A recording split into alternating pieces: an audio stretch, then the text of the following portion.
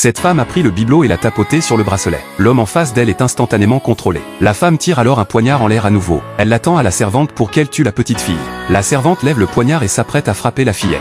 La mère de la poupée, pressée, appelle sa fille. Soudain, la fille est réveillée par sa mère. La servante est également réveillée par le bruit du tonnerre. Elle s'évanouit et tombe par terre. La méchante femme monte à l'étage et sait que c'est son associé Dia qui a fait le coup. Pour cacher la preuve, elle met le poignard sous le lit. Mais le frère de Victor s'en aperçoit. Mais le frère ne l'a pas dénoncé. Lorsque la famille réveille le domestique et lui demande ce qui s'est passé, il ne se souvient de rien. Mais il ne se souvient de rien. Voyant que son plan a échoué, Dia retourne secrètement dans sa chambre.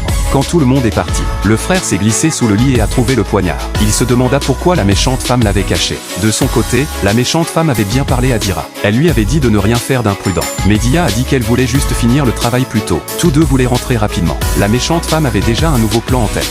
Tôt le lendemain matin, il vint dire au revoir au vieil homme. Il lui dit qu'il ne pouvait pas rester ici éternellement. Werther pensa que c'était très bien, qu'il pouvait rester pour toujours. Le vieil homme le trouvait aussi très gentil et voulait qu'il reste. Mais la méchante femme dit qu'elle n'a rien à faire ici. Puis il dit au revoir à Evie, seul. Il ouvrit le verre d'eau d'Evie. Il a versé une bouteille de potion dans le verre d'eau d'Evie. Quand la famille est arrivée, la méchante femme a tendu le verre d'eau avec. Elle lui a dit qu'il était temps pour lui de partir.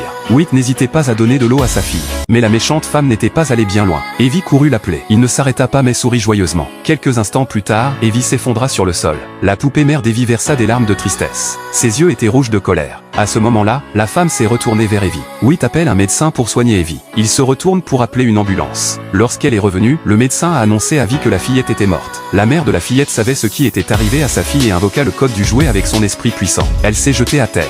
Puis, petit à petit, elle a grimpé sur la petite voiture. Elle a conduit la voiture jouet jusqu'à sa fille. Quand elle a atteint sa fille, elle a vu qu'elle était morte. Mais la voiture était coincée à l'étage. L'amour d'une mère lui donne de la force. La mère a sauté du premier étage. Elle a sauté directement sur sa fille. Elle voulait serrer sa fille dans ses bras. L'amour de la mère a peut-être touché les dieux. La main de la fille a bougé un peu. Cette scène a été ignorée par la méchante femme. La méchante femme a senti qu'elle avait une occasion à saisir. Il s'est précipité et a jeté la poupée. Il prit la petite fille et pleura de tristesse. Puis il se mit en selle. Bientôt, la fille s'est vraiment réveillée. Toute la famille était stupéfaite. À ce moment-là, le chauffeur qui se trouvait à l'extérieur a commencé à se dépêcher. La méchante femme s'est retournée pour partir. Le vieil homme lui a tiré les verres du nez à contre-séhure. Mais la femme semblait décidée à partir. En fait, il attendait que Victor lui dise de rester. Elle était sur le point de quitter la maison. Le vieil homme s'empressa d'appeler la méchante femme. La femme se retourna rapidement et revint en courant. Elle s'est jetée sur lui. La vieille femme voulait absolument que son fils Victor épouse cette méchante femme. La mère de la poupée voulut sortir immédiatement. Elle voulait battre la vieille femme qui était si confuse.